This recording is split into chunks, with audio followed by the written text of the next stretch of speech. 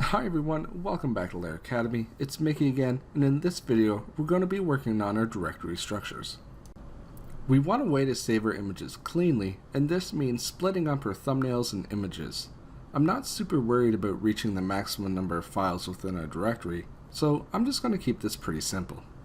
The first thing we want to do is open up our IDE, and we want to go over to config and filesystems.php.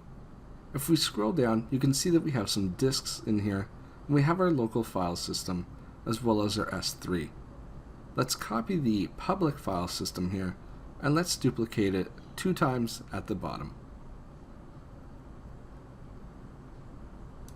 Now let's change the first one from public to images, and we're going to be using the local driver.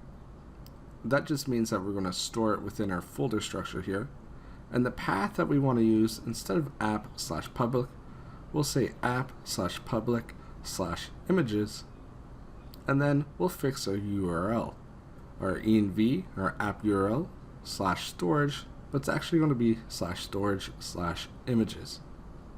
We can leave visibility the same, and now let's work on our second one. This one will be called thumbnails.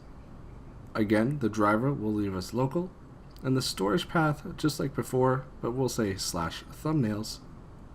And finally, the URL will be /storage/thumbnails. Now, because we're going to be using our storage path, the one thing that we're going to have to do is run a artisan command.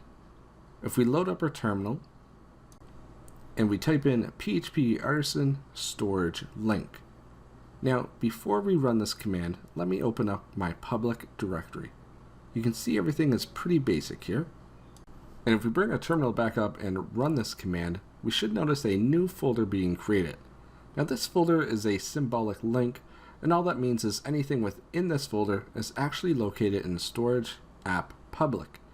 So down the road, when we make our images folder and our thumbnails folder, it's actually going to be stored in the storage path instead of our public directory.